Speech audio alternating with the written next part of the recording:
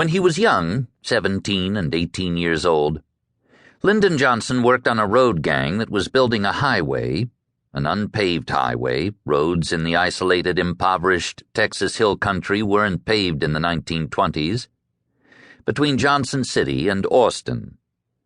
With little mechanical equipment available, the road was being built almost entirely by hand, and his job, when he wasn't half of a pick-and-shovel team with Ben Crider, a burly friend, 6 years older, from Johnson City, was driving a Fresno, a heavy two-handled metal scoop with a sharpened front edge that was pulled by 4 mules. Standing behind the scoop, between its handles, as the mules strained forward to force the scoop through the hard hill country caliche soil, he would push as they pulled. Since he needed a hand for each handle, the reins were tied together and wrapped around his back.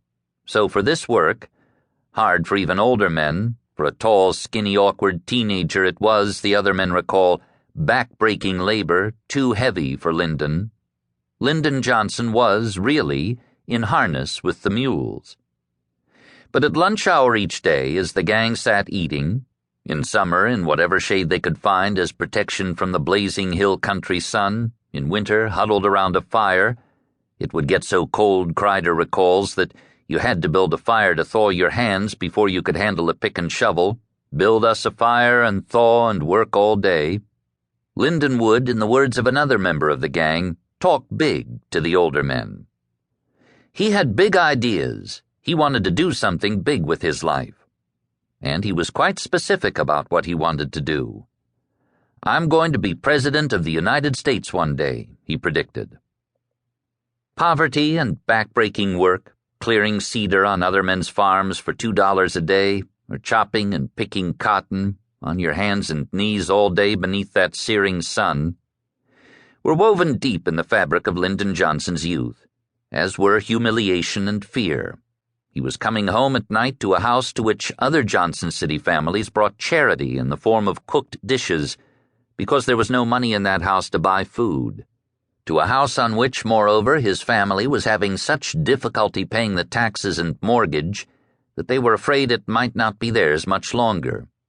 But woven into it also was that prediction.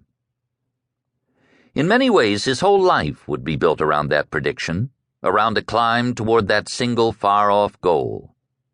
As a young congressman in Washington, he was careful not to mention that ambition to the rising young New Dealers with whom he was allying himself, but they were aware of it anyway. James H. Rowe, Jr., Franklin Roosevelt's aide, who spent more time with Johnson than the others, says, "From the day he got here, he wanted to be president. When old friends from Texas visited him, sometimes his determination burst out of him despite himself, as if he could not contain it. 'By God, I'll be president someday,' he exclaimed one evening when he was alone with Welly Hopkins. And an incident in 1940 showed the Texans how much he wanted the prize he sought, how much he was willing to sacrifice to attain it.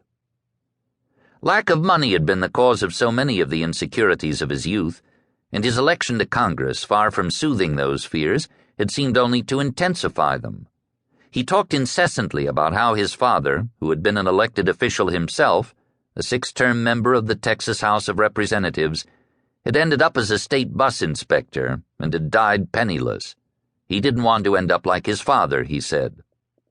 He talked about how he kept seeing around Washington former congressmen who had lost their seats, as he said he would inevitably one day lose his, and were working in low-paying, demeaning jobs. Over and over again he related how once, while he was riding in an elevator in the Capitol, the elevator operator had told him that he had been a congressman. Hungry for money, he had already started accepting, indeed soliciting, financial favors from businessmen who wanted favors from him, and had been pleading with 2 important businessmen, George R. Brown of the Texas contracting firm of Brown and Root, and the immensely wealthy Austin publisher, real estate magnate, and oil man Charles Marsh, to find him a business in which he could make a little money of his own. So when, one autumn day in 1940, the 3 men, Johnson, Brown, and Marsh, were vacationing together at the luxurious Greenbrier Hotel in West Virginia, lying on a blanket in front of their adjoining cottages,